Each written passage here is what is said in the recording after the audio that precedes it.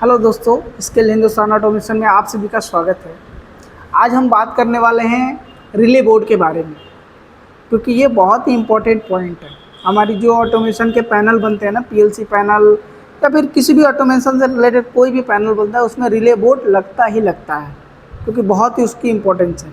तो आज हम ना रिले बोर्ड की खासियत जानेंगे कि उसका यूज क्यों करते हैं, उसका कनेक्शन हम कैसे करते हैं, उसकी बेसिक फंडामेंटल्स क्या होते हैं, क्योंकि बहुत लोग उसको समझ नहीं पाते हैं। तो उसको भी, उसके बारे में भी मैं बताऊंगा आपको कि इसके इनपुट सेक्शन कौन से होते हैं, इसके आउटपुट सेक्शन कौन से होते हैं, और आपको उसको चेक करना भी मैं बताऊंगा कि अगर आप उसको कनेक्ट नहीं कर रहे हैं, आपको केवल रिले बोर्ड दे दिया गया है, तो आप उसको चेक कैसे कर सकते हैं।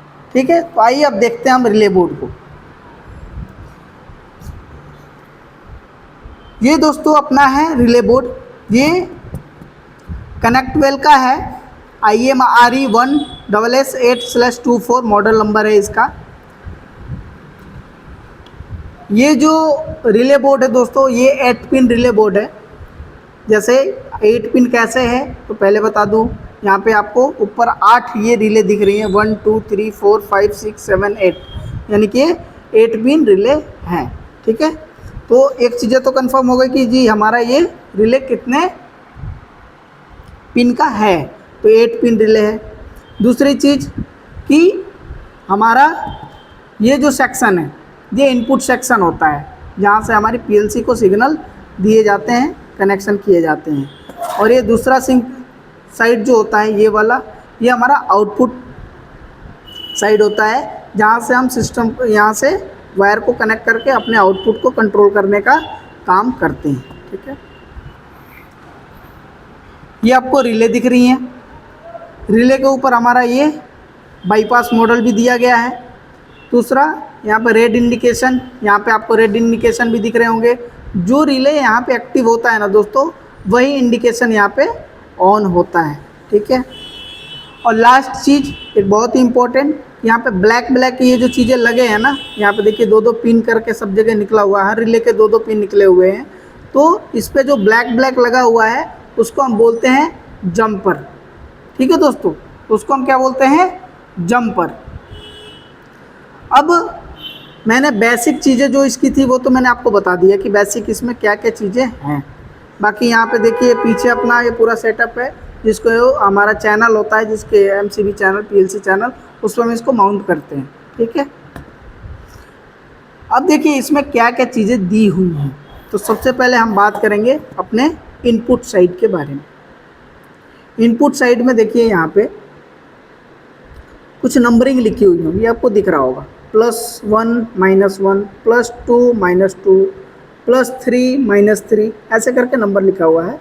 और ये +8 -8 तक गया होगा, यानी कि ये 8 ऐसे पॉइंट हैं जिसको प्लस माइनस कनेक्ट करना होता है। तो देखिए जो हमारे पीएलसी से आउटपुट होती है सिग्नल, जो पीएलसी से आउटपुट होती है, वो सिग्नल, वो जो वायर होती है पीएलसी की, जो आउटपुट वायर होती है, वो लाके हम यहाँ पे कनेक्ट करते हैं। और आप सभी जो पीएलसी के बारे में नॉलेज रखते हैं, उनको पता होगा कि पीएलसी या तो आउटपुट में पॉजिटिव सप्लाई निकालेगी या फिर निगेटिव सप्लाई निकालेगी। पॉजिटिव निकालेगी तो पॉजिटिव में कनेक्ट करेंगे, निगेटिव निकालेगी तो निगेटिव में कनेक्ट करेंगे। ठीक है दोस्तों, यहाँ तक क्लियर है आप। अगर पॉजिटिव निकाल रही है तो पॉजिटिव में कनेक्ट कर दिए, निगेटिव के लिए हमें अलग से सोर्स देने पड़ेंगे, तभी तो ये रिले एक्टिव होगा ना, क्योंकि एक रिले को एक्टिव करने के लिए हमें 24 वोल्ट DC देना ज़रूरी है। ठीक है दोस्तों, तो यानी कि इनपुट का फंडा आपको क्लियर हो गया। पॉजिटिव दिया और निगेटिव अलग सोर्स से लेके आ रहे हैं आप। ठीक है, अब हम बात करेंगे आउटपुट की। अब हम बात करेंगे यहाँ पे आउटपुट की। ठीक है, आउटपुट में देखिए यहाँ पे क्या क्या लिखा हुआ है। जैसे इधर से 1C 1NO 1NC, इसमें डायरेक्ट लिखा हुआ है 1C 1NO 1NC, यानी कि 1C मतलब ये कॉमन पॉइंट है, बीच वाला NO है और बाद वाला NC है, लिखा हुआ है। तो हमें डायरेक्टली समझने में कोई दिक्कत होगी नहीं, यानी कि कॉमन में आप यहाँ पे सप्लाई दीजिए और यहाँ से NO NC से अपना आउट करके अपने आउटपुट को कनेक्ट कर दीजिए, जहाँ से आपको सिस्टम को रन कराना है, आपका सिस्टम प्रॉपर चल जाएगा। इस आउटपुट जिसको इसको कंट्रोल यूनिट भी कहा जाता है, इसका फ़ायदा क्या है दोस्तों कंट्रोल यूनिट का, कि कंट्रोल यूनिट में ना यहाँ से हम AC सप्लाई को भी रन करा सकते हैं और DC सप्लाई को भी रन करा सकते हैं। कॉमन पे जो सप्लाई दीजिएगा वही इसके NO-NC से आउट होगा, ठीक है। और ये सेपरेट एक एक करके पॉइंट हैं, ठीक है। अब हम बात करेंगे दोस्तों जंपर के बारे में। यहाँ पे देख सकते हैं आप, यहाँ पे सारे रिले के बगल में यहाँ पे दो पिन सब में लगे हुए दिख रहे हैं। यहाँ पे देखिए इस रिले पे 2 पिन यहाँ पे है और 2 पिन उसके बगल में, फिर इस रिले में 2 पिन इधर, सारे पे दो पिन लगे हुए हैं, ठीक है। अब जंपर का काम क्या है, जैसे मैं बता दूं आपको कि जैसे हमारी PLC से जो आउटपुट आती है या तो पॉजिटिव आती है या फिर निगेटिव आती है। जैसे समझ लेते हैं कि 8 आउटपुट निकली, 8 हमारी पॉजिटिव निकली, तो हमें निगेटिव सप्लाई क्योंकि देना पड़ेगा, क्योंकि रिले को एक्टिव कराना है तो पॉजिटिव निगेटिव दोनों देना पड़ेगा। तो निगेटिव कहीं हमें अदर सोर्स से लेना पड़ेगा। तो निगेटिव अगर इसमें लेते हैं तो सारे निगेटिव को हमें क्या करना पड़ेगा, लूप करते हुए चलना पड़ेगा। तो क्या होगा ना, यहाँ पे ज़्यादा वायर जब जुड़ जाएगा ना तो थोड़ा सा वो गंदा टाइप दिखता है पैनलों में, ज़्यादा वायर जब रहता है तो उससे बचने के लिए हम जंपर का यूज करते हैं। जैसे देखिए जंपर का यूज का मतलब क्या है, जैसे यहाँ पे मैंने एक जंपर लगा दिया और सेम यहाँ पे एक जंपर लगा दिया, यानी कि 8 नंबर रिले के माइनस वाले में लगाया और 7 नंबर के माइनस में लगाया। अब देखिए इसका क्या फ़ायदा होता है। यहाँ पे मैंने मीटर की कंटिन्यूटी सेट कर ली, देखिए आवाज़ कर रहा है, कंटिन्यूटी सेट कर ली। और यहाँ पे देखिए ये 8 नंबर के माइनस और 7 नंबर के माइनस पे कनेक्ट कर रहा हूँ। यहाँ पे देखिए हमारा बीप की आवाज़ आ रही है, आपकी कंटिन्यूटी की आवाज़ मिल रही है। तो इसमें क्या फ़ायदा होगा दोस्तों कि मैं केवल अपना निगेटिव सप्लाई यहाँ पे कनेक्ट कर दूंगा ना, बाकी सारे जंपर में निगेटिव यहाँ से सारे जंपर, जैसे ये देखिए एक्स्ट्रा जंपर ये दिए हुए हैं सारे, यहाँ से मैं जंपर सारे निकाल के और ये मैं सारे पिन के निगेटिव को कनेक्ट कर दूंगा। तो इससे क्या होगा ना कि मुझे जो लूप करने वाली समस्या है वो ख़त्म हो जाएगी और मुझे लूप करने की आवश्यकता नहीं पड़ेगी। मैं एक जगह अपनी निगेटिव सप्लाई कनेक्ट कर दूंगा तो सारे निगेटिव वाले को ऑटोमेटिक कनेक्ट कर देगा, ठीक है। तो आप समझ गए जंपर का काम क्या होता है।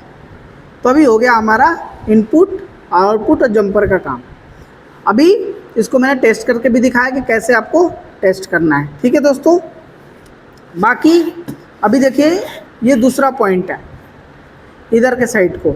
अभी एक समय ऐसा हो कि आपका ये जो यहाँ पे पेज पे लिखा हुआ है कि स्टिकर लगा हुआ है ये NO-NC, तो आप तो अभी देख के बता रहे हैं कि NO-NC है, बट अगर आपको वो इंडिकेशन ना दिया हो, जैसे ये आइडेंटिफिकेशन ना हो, तो कैसे पता करेंगे। तो उसको पता करने के लिए हम उसके लिए भी मीटर का यूज करेंगे। जैसे देखिए कैसे, तो पहले हम इसको क्या करेंगे, कंटिन्यूटी पे सेट करेंगे। कंटिन्यूटी पे सेट किया और फिर हम क्या करेंगे, जैसे यहाँ पे अभी देखिए मैं इधर के 3 वाले पॉइंट को चेक करता हूँ, ठीक है। इधर के 3 पॉइंट को चेक करूँगा कैसे, तो देखिए यहाँ 3 पॉइंट है, तीनों के बीच में मैं कंटिन्यूटी चेक करूँगा। जैसे एक इस पे रखा और एक इस पे, बजा क्या, नहीं बजा। दूसरा पे रखा, यहाँ पे बीप की आवाज़ आ गई। तीसरा यहाँ पे रखा, आई क्या, नहीं आई। यानी कि दोस्तों इन दोनों के बीच में हमारी बीप की आवाज़ आ रही है। यहाँ दोनों के बीच में हमें बीप की आवाज़ आ रही है, यानी कि इसमें से एक हमारा कॉमन होगा और एक हमारा NC होगा। इन दोनों में से हम किसी एक को मान सकते हैं। बाकी रिले को आउट करके अगर इसमें और इसमें दोनों में से कोई बज रहा है उसको हम डिसाइड कर सकते हैं। जो इलेक्ट्रिकल पे काम करते हैं वो बहुत ही आसानी से कर लेंगे, क्योंकि NO को जानने के लिए हमें सप्लाई की आवश्यकता पड़ेगी, क्योंकि जब तक रिले को एक्टिव नहीं कराएंगे तब तक हमें NO की पता नहीं लगा सकते हैं हम, ठीक है। तो जैसे हम NC का पता लगाए ना, वैसे रिले एक्टिव करा के NO का पता लगाएंगे और इन दोनों का जो कॉमन होगा उसको हम कॉमन पॉइंट मान लेंगे। जो NO के टाइम पे, ऑपरेटिंग के टाइम पे बजेगा वो NO हो जाएगा और जो फिलहाल अभी बज रहा है उसमें से कोई एक NC हो जाएगा, ठीक है। तो हम इस रिले को ऐसे चेक कर सकते हैं। उम्मीद करता हूं दोस्तों कि वीडियो आपको समझ आई होगी। वीडियो अच्छी लगे तो वीडियो को लाइक करें, ज़्यादा से ज़्यादा शेयर करें और हमारे चैनल को सब्सक्राइब किए बिना ना जाएं। और फ्री में पीएलसी सीखने के लिए हमारे यूट्यूब चैनल को सब्सक्राइब करें। जय हिंद, जय हिंदुस्तान।